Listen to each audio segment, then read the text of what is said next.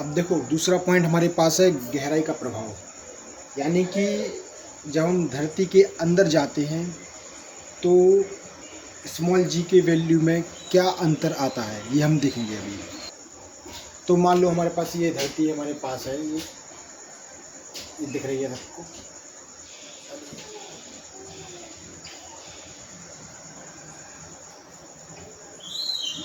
ठीक है ना। तो ये हमारी पृथ्वी है, ये इसका केंद्र O है और इसकी त्रिज्या है RE। इसका द्रव्यमान है कैपिटल ME और इसका औसत घनत्व जो हमारे पास है वो है ρ। क्योंकि कहीं पर मिट्टी है, कहीं पत्थर है, कहीं पर पानी है, तो क्या होता है, अलग अलग जगह का घनत्व अलग अलग होता है। तो हमने इसका एक एवरेज घनत्व इसका ले लिया है ρ। अब हम मान लो इस पॉइंट पर देखते हैं सतह पर स्मॉल जी का मान। तो स्मॉल जी का मान क्या होगा यहाँ पर, स्मॉल जी बराबर capital G ME upon RE का स्क्वायर, क्योंकि ये पॉइंट केंद्र से RE दूरी पर है। ठीक है ना। अब हमने क्या किया कि पृथ्वी की सतह से नीचे गए, यानी कि गड्ढा खोदा, मान लो H गहराई पर, यहाँ पर H गहराई पर गड्ढा खोदा और H गहराई नीचे ये बिंदु P पर हम जाते हैं। तो क्या होता है, P पर जो गुरुत्वीय त्वरण हमारा होगा वो होगा इसका, इस छोटी काल्पनिक पृथ्वी का, इसका ये जो आपको दिख रहा है गोला, ये वाला, ये काल्पनिक पृथ्वी है हमारी, एक काल्पनिक गोला है।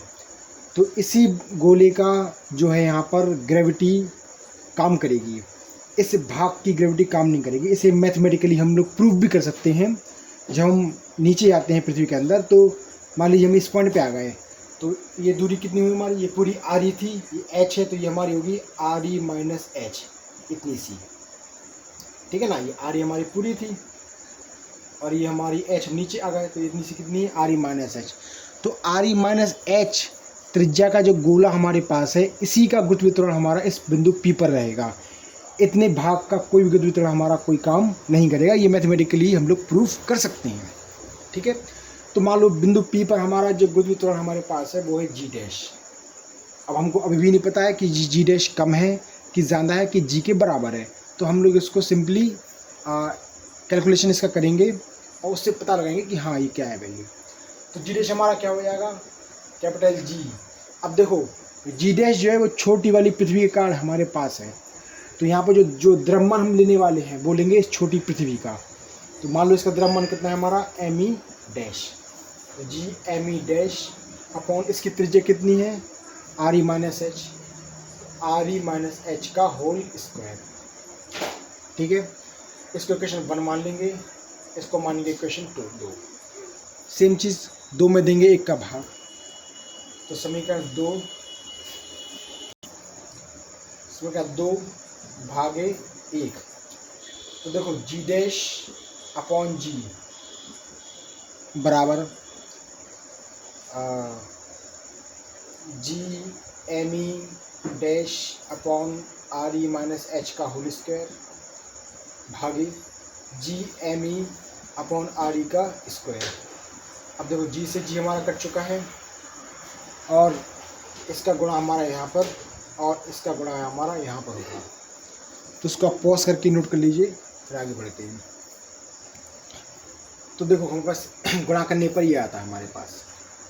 अब यहाँ पर ME हमारा ये आ गया और ME डैश हमारा ये ठीक रहा। ठीक है, ओके। अब यहाँ पे देखो एक पेच फंस चुका है यहाँ पर। H तो ठीक है, हमें पता है कि H हम कितनी गहराई में गए हुए हैं। त्रिज्या पृथ्वी की हमको याद है। मास ऑफ अर्थ, पृथ्वी का द्रव्यमान भी हमको पता होता है। लेकिन ME डैश इस छोटी पृथ्वी का, इस काल्पनिक पृथ्वी का द्रव्यमान हमको नहीं पता। ये हमारे लिए पैच फंस गया है। तो हम क्या करेंगे, छोटा सा मैथमेटिक्स लगाएंगे। एक सूत्र हमारा होता है द्रव्यमान बराबर आयतन गुणे घनत्व। तो देखो सबसे पहले हम लेते हैं बड़ी पृथ्वी का, इसका द्रव्यमान कितना है, इसका बड़ी पृथ्वी का ME। आयतन गोलाकार है तो आयतन का सूत्र होता है 4/3 पाई आर क्यूब। तो आयतन होगा इसका 4/3 पाई आर क्यूब। आर इनकी त्रिज्या कितनी थी बड़ी पृथ्वी की, आर ए क्यूब, और घनत्व हमने ले लिया इसका रो। ठीक है ना, इसको क्वेश्चन 3 ले रहे हैं। छोटी पृथ्वी के लिए लेंगे हम लोग द्रव्यमान एम ई डैश, इसका भी सेम आयतन 4/3 पाई आर क्यूब, तो 4/3 पाई। अब आर यानी कि इसी त्रिज्या कितनी इसकी, आर ई माइनस एच, तो आर ई माइनस एच का होल क्यूब, और घनत्व सेम होगा हमारा रो। ठीक है ना। अब हम क्या करेंगे, एम ई और एम ई डैश की वैल्यू यहाँ पर रखा देंगे क्वेश्चन 3 में। तो दोनों वैल्यू हमारी हमको यहाँ भेजनी है ये वाली, तो रख दिया हमने। तो इसलिए हमारा जी डैश बटे जी हमारा निकलेगा, रखेंगे वैल्यू यहाँ पर। तो देखो, तो एम ई डैश हमारा ये रहा 4/3 pi R E minus H का whole cube into rho into R E का स्क्वायर। दूसरा हमारा M E 4/3 pi R E का क्यूब और into rho into R E minus H का होल स्क्वायर। ठीक है ना। अब देखो यहाँ पर जो कट सकता है वैल्यू, 4/3 कटा हमारा, पाई से पाई कट चुका है हमारा, रो से रो कटा, आर स्क्वायर से हमारा एक आर बचा हुआ है यहाँ पर, are E minus H square cut चुका है हमारा। तो हमारे पास जो इस समय बचा हुआ है तो इसको हम हटा देते हैं।